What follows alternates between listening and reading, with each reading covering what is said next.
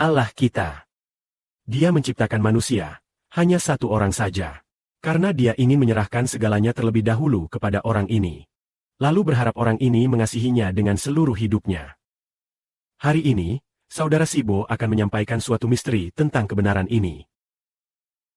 Yaitu, jika ada seseorang yang mengasihi Allah dengan seluruh hidupnya, maka semua anggota tubuhnya juga akan mengasihi Allah dengan seluruh hidup mereka.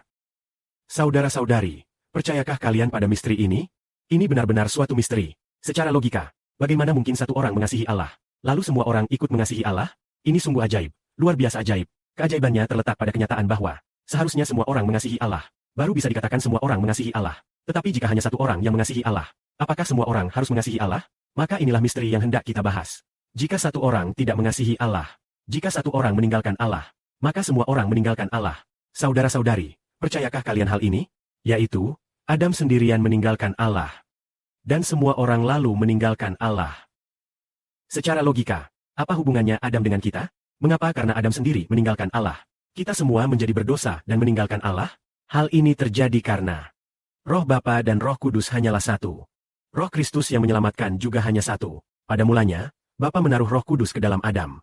Namun Adam meninggalkan Allah, maka roh itu diambil kembali oleh Allah, tidak lagi tinggal di dalam Adam. Akibatnya, semua keturunan Adam menjadi seperti Adam. Ya, semua keturunan Adam sama saja. Menjadi manusia jasmani yang tidak memiliki Roh Kudus. Manusia jasmani secara alami tidak mengasihi Allah. Secara alami tidak sanggup. Tidak sanggup menaati perintah Allah.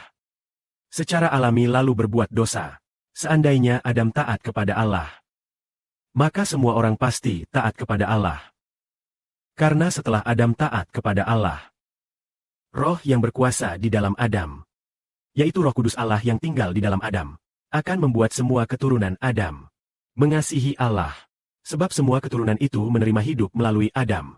Maka mereka mengasihi Allah, seperti mengasihi nyawa mereka sendiri. Mari kita ambil contoh lain lagi, yaitu Tuhan Kristus kita. Tuhan Kristus sendiri taat kepada Allah. Maka semua orang menjadi anggota tubuhnya, menjadi anggota tubuh Tuhan. Secara alami, semua yang menjadi anggota tubuh Tuhan juga mengasihi Allah, karena mereka satu tubuh dengan Tuhan. Seperti yang tertulis dalam Wahyu, di situ disebutkan seorang perempuan hanya melahirkan seorang anak laki-laki, sedangkan yang lainnya adalah anggota-anggota dari anak laki-laki itu. Anak laki-laki itu adalah kepala tubuh tersebut, karena Roh Kudus dan Roh Tuhan tinggal di dalam anak laki-laki itu. Tinggal di dalam saudara Sibo. Lalu semua anak-anak, umat, tinggal di dalam anggota-anggota tubuh saudara Sibo. Disebut sebagai anggota tubuh saudara Sibo. Jika saudara Sibo taat kepada Allah, maka seluruh anggota tubuhnya akan taat. Jika saudara Sibo mengasihi Allah dengan seluruh hidupnya, semua anggotanya juga akan mengasihi Allah. Saudara-saudari, mengertikah kalian hal ini? Ini ibarat sebuah pohon. Jika akarnya adalah saudara Sibo, dan akarnya baik, akarnya sehat, menyerap nutrisi dengan cukup, maka seluruh dahan, ranting, dan tunas pohon itu, semuanya baik, semuanya sehat. Sangat rimbun, penuh kehidupan. Tetapi jika akarnya layu, maka seluruh dahan dan tunasnya juga akan layu. Demikian pula, prinsipnya, jika saudara Sibo sangat mengasihi Allah, semua anak adalah anggota tubuhnya, dan keturunannya, maka semua saudara Sibo, dengan segenap hati dan sekuat tenaga mengasihi Tian Fu, maka semua anak adalah sama. Karena semua anak adalah anggota tubuhnya. Semuanya menerima kehidupan melalui dia. Melalui Roh Kudusnya dan Roh Tuhan, ia masuk ke dalam semua anak. Karena sel-sel tersebut taat pada Roh Kudus dan Roh Tuhan, semua anak secara alami menjadi taat. Ini benar-benar ajaib. Ini seperti mengatakan, roh di dalam jantung saudara Sibo. Misalnya, roh di dalam jantung berkata hari ini akan menyampaikan kebenaran. 12 sesi, pagi dan malam total 12. Seluruh anggota tubuh pun bekerja sama untuk menyampaikan kebenaran.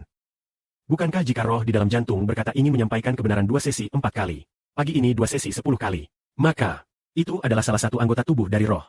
Mulut milik roh, maka mulut menaati perintah. Tangan juga memegang iPad.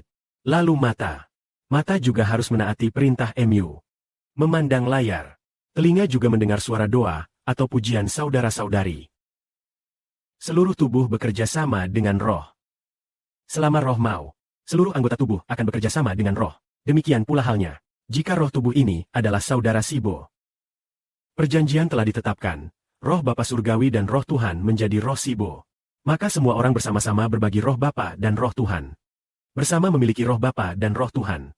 Haruslah Sibo taat pada roh Bapa dan roh Tuhan. Semua anggota tubuh anak-anaknya pun demikian. Seperti kemarin kita katakan akan berusaha menciptakan lagu. Lalu semua saudara-saudari segera bertindak. Karena alasan apakah? Karena roh. Satu tubuh memiliki satu roh yang mengasihi Allah. Jika saudaraku, dengan segenap hati, jiwa, dan seluruh hidup mengasihi Tianfu, maka seluruh anggota tubuh menjadi seperti Sibo di Siong. Inilah misteri kebenaran. Segala kemuliaan bagi Tianfu dan Tuhan. Amin.